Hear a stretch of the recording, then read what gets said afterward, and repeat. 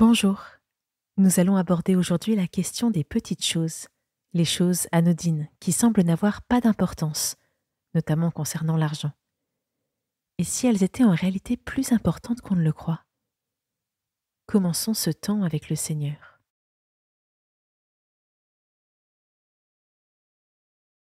Je veille à me sentir installé confortablement, assis sur un support ou sur le sol, à genoux sur un banc de prière, debout, en tailleur.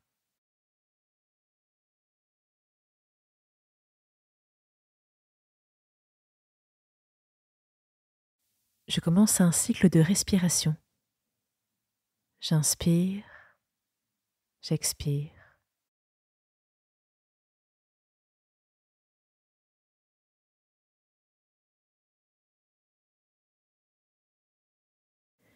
Je prends le temps de sentir les endroits où mon corps touche le support.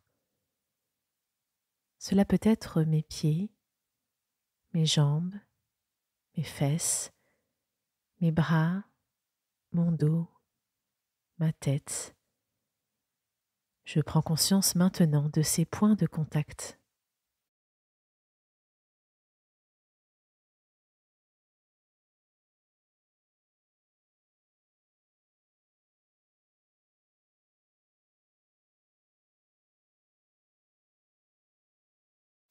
J'imagine que je suis rempli d'un métal qui m'alourdit considérablement. Il est impossible de me décoller du sol ou du support. Je pèse, je pèse.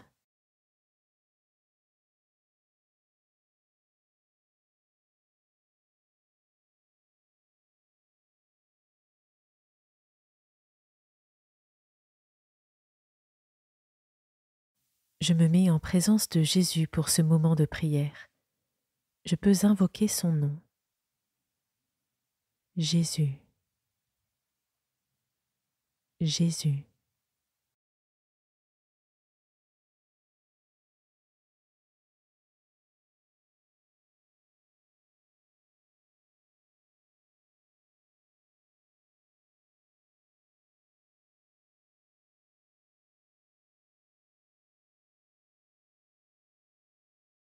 Dans l'évangile de Luc au chapitre 16.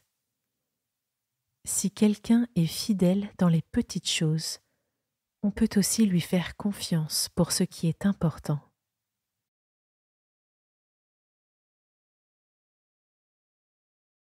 Jésus conclut ainsi l'histoire du gérant d'un homme riche qui dilapide la fortune du maître. L'homme riche décide de renvoyer ce gérant et lui demande de lui rendre des comptes. Au lieu de chercher des solutions pour réparer ses erreurs auprès du maître, le gérant empire la situation. Il ment aux autres débiteurs de son maître pour se les mettre dans la poche. Il espère qu'en remerciement, ils l'aideront à s'en sortir. Que de calculs! Est-ce que cela m'arrive, moi aussi, d'user de raisonnement et de tactique pour essayer d'obtenir des faveurs des autres? Je réponds sincèrement.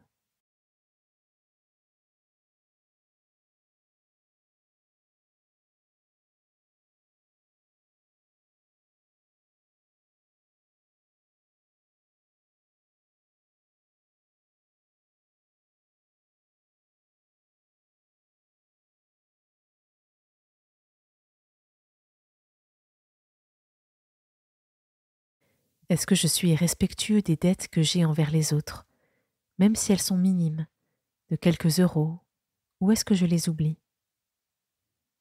J'essaye de faire la vérité sur ce point avec un petit exercice de mémoire.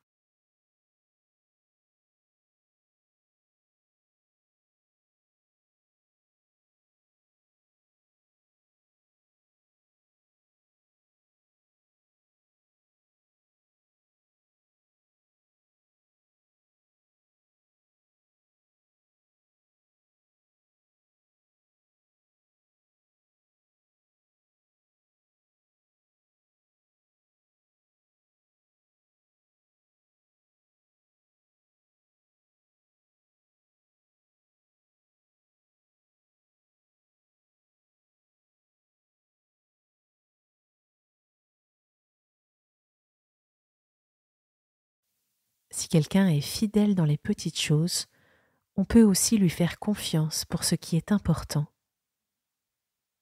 Je laisse cette phrase s'imprégner en moi.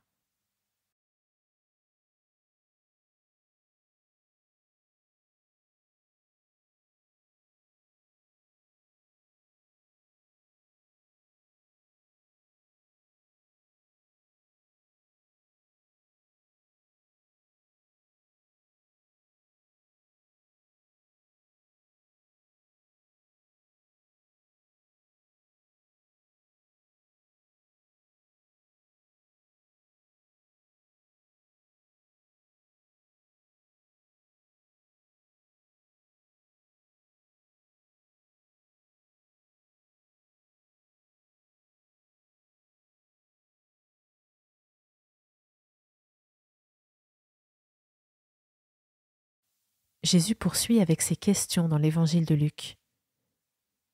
Qui vous confiera le bien véritable? Ce qui vous revient, qui vous le donnera?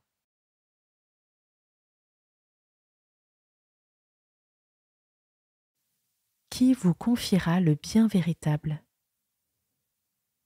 Pour me préparer à être digne des grands dons de Dieu, je prends un temps pour lui demander de m'aider à être fiable. Et ce tout spécialement si j'ai tendance à être distrait, à être négligent, voire à manigancer. Si ce n'est pas mon cas, je peux demander à Dieu de préparer mon cœur aux belles missions qu'il veut me confier.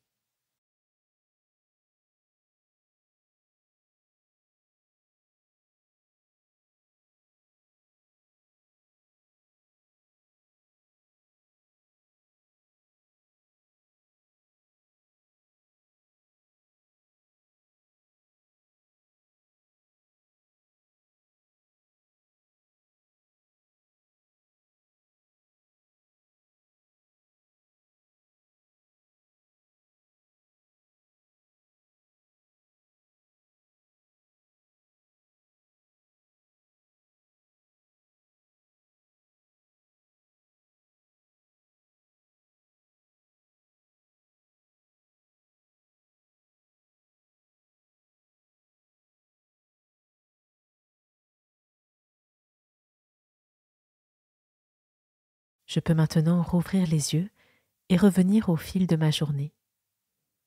Je prends une grande inspiration et une grande expiration.